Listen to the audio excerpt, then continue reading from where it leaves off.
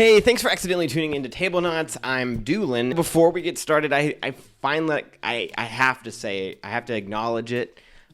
We've passed 8,000 subs on YouTube, which is just, it's incredible. I mean, I ever since I've hit 5,000, I've just been incredibly content. I did not have aspirations to really go like past that. It goes without saying that without you guys like giving us encouragement, we would have been done a long time ago. So thank you so much for subbing, for being a part of this. It's a really cool, like arbitrary, absolutely thing that means absolutely nothing in the grand scheme of things, but to us it's a really cool benchmark, and so thank you for being a part of it. This month I am very happy to announce, and we're gonna have the counter up in the top corner, this is the amount of games that I have left to play in my collection that I haven't played this year, and I'm gonna add one, but only one, to it.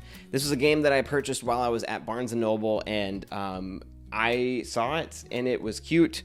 And I think that it's going to be really easy to get played. I read the back of it and I basically learned the game like right then and there. That game that I've added to this collection is called Fiction, which I've heard really good things about. It says right on the back that it's a Wordle-inspired game of deception. So it's Wordle, competitive Wordle with the deceptive lying mechanic. And I think this is right up my family's alley, right up my alley, right up Emily's alley.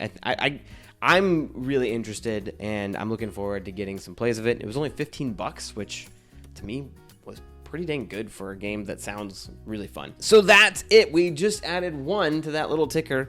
I might be pointing to the wrong, I don't remember which corner I put it in, but it doesn't matter. We're going to get to the games of this month in order of when I played them, so you can't guess like, oh, like they're going in ascending or descending order. And some are keeps, some are calls. I'll announce that with the score. So the first one is Point Salad by AEG, another small box but good game. And this I gave this to me right now is a 4 out of 5. This is great. Anything 4 or higher to me is a great game. This is an easy keep. It's a drafting card game about getting vegetables, and also the neat thing about this is that you're also drafting the way you score your hand. You will get the chance each turn to draft 2 vegetables from the field, or draft one of the face-up scoring cards. And every single card is double-sided. It's either going to be a vegetable or it's a scoring card. More and more, I like these fast-paced, not too thinky, but just thinky enough card games. They're really easy to just pull out at the end of the night if we've had a really long day and we're not interested in setting up something for a really long time, but we still want to hang out, Emily and I, and we don't want to just watch TV or play a game or play a movie. And so we'll come into the game room and we'll pick up something like Point Salad, and Point Salad definitely staying. Very easy to keep because it's so small as well. But I really like this game. Next up is Studio H's Suspects 3. And this one is a keep for one more play, because we've played through 2 of the scenarios this last month. There's only 3 scenarios in each suspect box, and so once we finish the 3rd one, we're going to call it and give it to somebody else. We've done that with every single other one that we've played, which this one is now the 3rd. And this one's the 4th one. And we hope that they just keep pumping these out, because to me, Suspects is the best of the best when it comes to this story-driven. I hesitate to say story-driven. There is a story involved in each case, but it's really like you're just being a detective, and it's super like intuitive and very fun. And Emily and I love playing these. We get like notepads out and take like copious notes. I draw a timeline, all of these different things. It's just really well made. But Suspects, this version of Suspects, I'm giving a 5 out of 5. We've loved these cases. I give Suspects in general a 5 out of 5. But I love this game. And Emily, I know for certain, loves this game as well. I gotta get moving. So next up is our first call. This is Cosmoctopus by Lucky Duck Studios, and this game is good, not great. I'm giving it a 3 out of 5, but for me, the reason it's getting cold is because I don't see this getting played with Emily or Kenny or Max, and I don't want to play it solo. And if it doesn't fit, again, if it doesn't fit into them, then why would I keep it? But this does remind me of a game that I actually learned this last month online called, oh no, what is it called? It starts with an S, I think. Splendor. It reminds me of Splendor. And you're simply trying to collect resources through taking certain actions and scoring the most points. And it's not crazy unique. And I think that's my biggest issue with it, is that there's plenty of games like this. If you like the cuteness factor, I mean, it certainly is cute. I just don't necessarily think that I need this game. I don't see it getting played. But 3 out of 5, not bad. It's not a bad game by any stretch of the imagination. I know plenty of people who actually do really like this game. So Cosmoctopus, Cole, 3 out of 5. Next up is Star Wars Unlimited, which Kenny talked Max and I into. And this is a keep.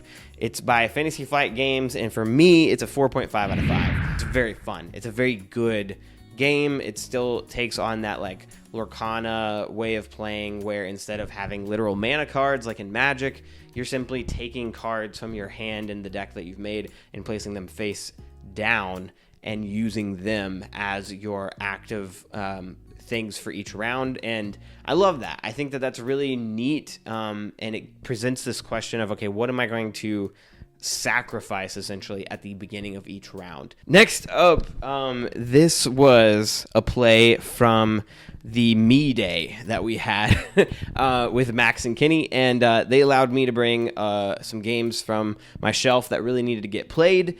And we went to Kenny's house, and we got really only 2 of mine played.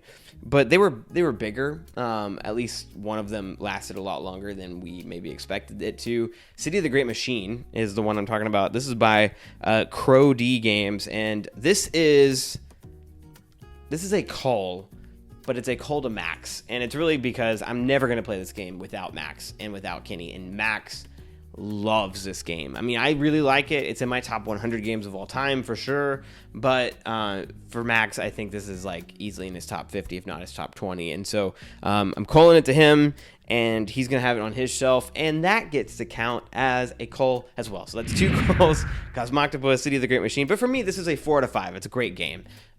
It's a 1 versus mini game where the 1 plays this evil robotic corporation trying to get the rest of the players who are this rebellion group, and by the way, I know this is kind of just thrown in there, but it's a BioShock Infinite like theme basically, because you're up on these steampunk airships and stuff that are going to be moving around, and there's just a lot to this game, and it's very neat, very fun. It's unlike anything I've ever played before, and I think every time we've played it, it's been intense and exciting and super fun. I think the only thing for me that kind of detracts is I've played as the bad guys basically every single time, and once you get really good with them, it can detract from everybody else at the table.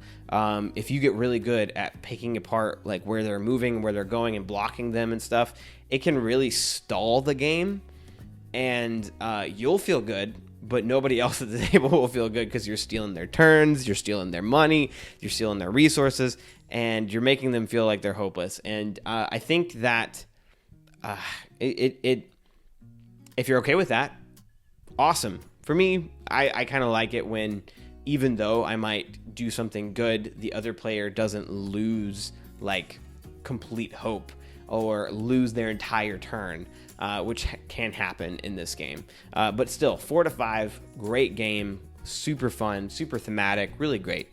Moving on to my next play of that night, or that day, that was the Me Day or whatever, is Wild Wild West, which is one of my all-time favorite Polyomino games now. This is by Direwolf. It's a keep for me. It's by Paul Dennen. It's who made Dune Imperium, which is my second favorite game of all time. spoilers for when we finally, if we ever, I don't know if we will, hopefully we will, do our 50 games of all time. I think we're actually really close to getting that done. But Wild Wild West is a 5 out of 5 for me. It's outstanding. There's nothing I don't like about this. I think every single little bit of how certain tracks are going up, or certain things you can go for on your board, or how the sheriffs and the gold mines and all of that interact with like just the intuitiveness of the board. Like, man, I love the opposite ends. Like every single time I try to play not on the basic side of the board anymore, but like the cool opposite side. And no, it's just a really well made experience that doesn't overstay its welcome, and it's over almost a little bit too fast, because you feel really, really close to finishing everything, but you'll never quite get there. And it's just really, really well made. Love Wild Wild West. Easy keep. 5 out of 5. Next up is Maui by Next Move Games, which when I first got it, and I got it, this was actually a gift from Jeff and Jamie from a long time ago. We never learned how to play this, and I don't know why, because it's super easy. It's a simple tile laying game of beaches, or beach towels on a beach, and you're trying to collect, like, there's 3 patterns on each beach towel, and you're trying to get like patterns next to each other simply by drafting them or paying for them, almost like Akropolis style, where you have like the little cubes that you can pay to go further on down on the track. And Maui's super simple. I give this a 3.5 out of 5. It's good. It's not great, but it is one of those like beautiful to look at filler games for 1 or 2 to 4 players. I even invented my own solo mode for this, which if you're interested, I could maybe do a gameplay of, but if nobody's interested, then whatever. But I like this. I think it's one of those that when we finished, I was like, let's run it back. Let's do it again, because it's cute, it's neat, and it's quick. And I like it a lot. Moving on to my next page, which this one's interesting. I played with Kenny a game that I've only had for a little while called Battle Line. I think I got it for Christmas this past year. It's an older game that reminds me of Lost Cities, and it's by Reiner Knizia, which has all of those, buzzwords for me. If I heard that description, like Lost Cities by Reiner Knizia, older game that you might not have heard of, I'd be like, where can I get it? Where can I sign up for this? It's ugly, like absolutely ugly. The cards are poor quality, but the game itself is really good. Instead, in Lost Cities, you're trying to build runs of cards in order to score more points than the other person, and this has a little bit of that. But my biggest issue with Lost Cities, after playing maybe too much of it on BGA, is that at some point it feels very dependent on how good you are or how lucky you are at the cards that you're drawing. Like, you can do as good as possible, but if the other player is just drawing all the 10s, Kenny, then you're gonna lose. And I don't have a lot of problems with Lost Cities. I still love the game. It's just this felt like more strategic Lost Cities, but almost maybe too much, because instead of 3 lanes, there is now 13 lanes that you can play in, and instead of playing in ascending order, you get to choose what you play. You can either just play 3 random cards, which you can only put 3 in a stack. If the other player does the same, it's just the sum, whoever has the most sum on each side. However, it then after that becomes a game of poker almost, because if you have 3 of a kind, that's way better than anything the other person will play if they just play 3 random cards. If they play a run is good. And I can't remember the hierarchy, but I'm pretty sure 3 of a kind is better than a run, but a run of the same color, which is like, I don't know, a royal flush or something like that. And in poker, like, that's the best thing. And so if you have that, it beats a 3 of a kind. But if a person has like a 4, 5, 6 and you have a 3, 2, 1, then they're gonna be beating you. But it's just really neat. Yeah, but Battle Line by GMT Games is a 4 out of 5. It's a keep for me. I don't know how often this will get played. I think Kenny just kind of, like, he liked it. He didn't love it. But I think Max would really like this. I think I could get Emily to play it. It's one that I don't mind keeping either because it's so small. And so, yeah, easy keep for me. Next up is one that I played by myself, even though I think it's best with like one or two other players. Is Mice and Mystics by Plaid Hat Games. This is a game that I've played through all the way. I just never have played the expansions, but I just played like one of the scenarios that I really enjoy. I've painted the minis. I'm working on painting all of the the bad guys in the game, but man, this game is so cute, so fun. It's if you are a family who consistently could set up a game and play together, and your kids are at least 10 years old, play Mice and Mystics. The story is engaging. It feels almost like a Disney movie with the way it plays, because you're these D&D-esque heroes that have been turned to mice by an evil witch. But the story is like kid friendly, and at the same time, the gameplay is for all ages fun. And I bought this game, like it's a very early game in my collection. I bought this game after watching Will Wheaton play it on tabletop so many years ago, and then just fell in love with Plaid Hat because of that game as well. But great little game, love it. We'll obviously keep it, especially if I haven't played that expansion, which I really need to. But I don't want to play it by myself. I want to experience that with others. But next up is Hickory Dickory, which is another Plaid Hat game, but this one is a cull, and I've already culled this game, and it was a hard decision, but I've been asking people to play this game for like 2 years now, and nobody wants to play it. And it has a solo mode that I like, and I played that solo mode one last time, said goodbye after playing. I think I've played this like 6 times solo, but it's just not like one, like it's a lot of setup for a solo game, and I have plenty of solo games. I've put in games that I only play solo that it's just low on the totem pole when it comes to that, and I don't want to keep it. And so I'd rather, I ended up selling it, and now I have money towards whatever else, and I have that space. And I'm going to miss it because it was cute. But this game is not like most other Plaid Hat games, like by Jerry Hawthorne. This is a, worker placement Azul-like game. It's like if Azul met mice and had workers on a clock, and I don't really know how to explain this. You'll have to look up some rules on it, but I do recommend it, but at the same time I'm calling it, so I think I'm just done with it. I think I've gotten my money's worth, which is 6th place, but yeah. Number 78, it's actually, I'm kind of shocked that I found one more Button Shy game that I had not played in my collection, and this is Sprawlopolis, and it was the one, if you watched our Button Shy ranking videos, it was my number 1. I think I now prefer Natureopolis. They're pretty much the same game, with the exception of their theme, and I prefer nature to sprawling cities. It's this co-op card laying game where you're going to be using the patterns on the cards to build out these patterns that will score you points based off of the 3 cards that you didn't use on their back.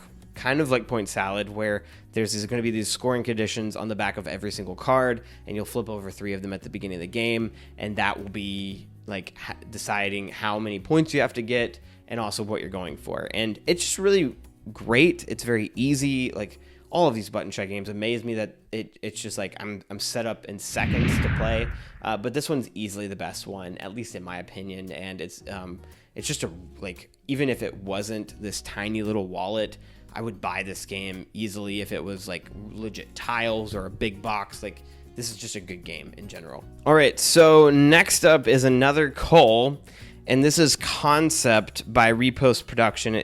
For me, it's a 3 out of 5. It's good, but it's certainly not like, I have enough of this style of game, and what I mean by that, it's a party-ish game where you're using not even like miming, but you're using these little things on this board to try to get people to guess certain things. And for me, like, Concept is good, but if I want a board where one player is trying to get people to guess things by doing stuff on it, I would pick Paranormal Detectives. If I wanted a game where one player has to be silent and trying to get other players to guess things, I would pick Mysterium. If I wanted a competitive game, because you can play this competitive in teams, game where one person is trying to get other people to guess it and then it passes to the other player and they get to do the same, I would pick Codenames. And so it's just, in my mind, as we played it, and Emily did not really like it was her first time playing Concept. I've played this a couple of times. I just realized, like, it's not really going to get chosen over other games, and so I don't really need to own it.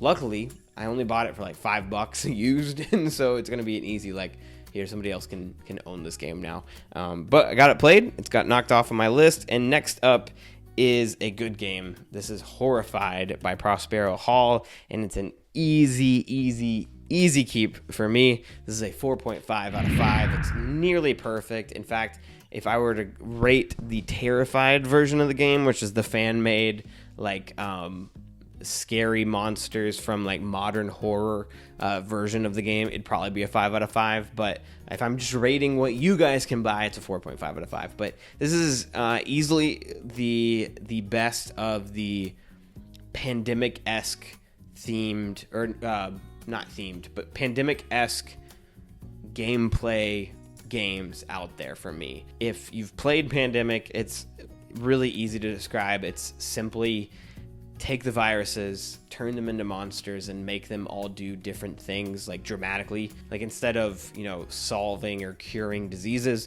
you're just defeating monsters, which is pretty cool. And I love the theme. I love the gameplay so much. It does not make me want to call Pandemic, but it is one that I would pick over Pandemic almost every time. Almost. But Horrified, incredible.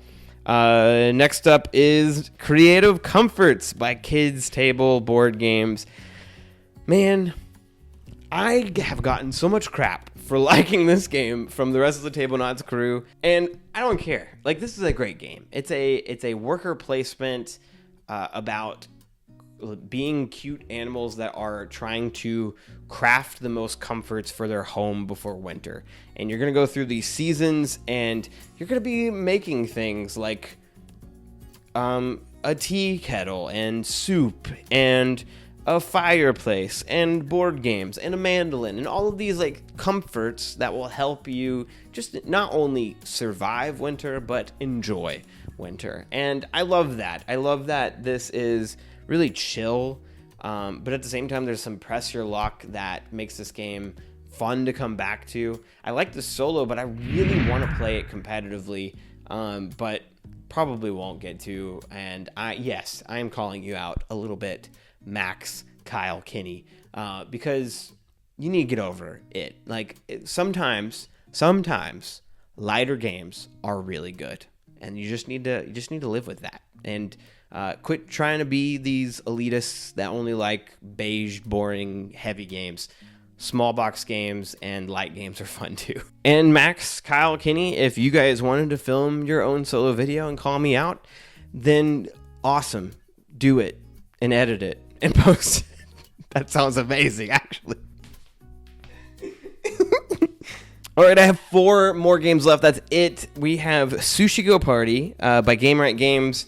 I forgot how great this game was. Emily and I used to play this all the time. It almost single-handedly got us through the pandemic. We played this game all the time. Emily, I remember, and we opened it up, and they kind of melted a little bit, but there's these little meeple things out of clay that represent all of the little like sushi pieces that she bought to be like our little score trackers, and we love this. I forget how cool it is to like build your own menu as you play, and that changes every single card that you're going to be drafting. But I also like how with this variant, rather than just the base Sushi Go, which you can play on VGA plenty, you can curate a menu for the player count that you're playing at. Like, I love this game at 2 now, because Emily and I have found the right menu that we enjoy playing against each other with. But I would never play that menu with a group of 4 or a group of 8 of us. But the way you can change the game makes it still fun at those player counts too. And I'm at the point now, I had just culled Sushi Roll last month, and Sushi Go has been given as a gift to somebody a long time ago. It's fair to say finally that Sushi Go Party is easily the king of all Sushi Go variants, and I'm saying that without playing the one that I have not played yet, the dim sum one. I just need to buy it and be able to compare them finally. But I would be shocked, though, if it's better than this. Like, Sushi Go Party is just great. I give it a 4 out of 5. It's keep. It's great. Third left is Under Falling Skies by Czech Games Edition. I have loved playing. It's a solo-only game. And it kind of reminds me of like playing Space Invaders or like Missile Command as a kid, because my dad loved those and he wanted to introduce them to me. The thing with this though is that once you get to a certain point, once you beat the story and like all that, you don't really. I've enjoyed going back to it, and I enjoyed going back to this last time, but for me it's a cull, and I think I don't know. There've been some times where people are like, "Oh, why are you calling this game? It's great. Why you say it's great?" But for me, like at some point, I feel like I've gotten my money's worth, and I don't need to go back to it. Like I'm ready for other experiences.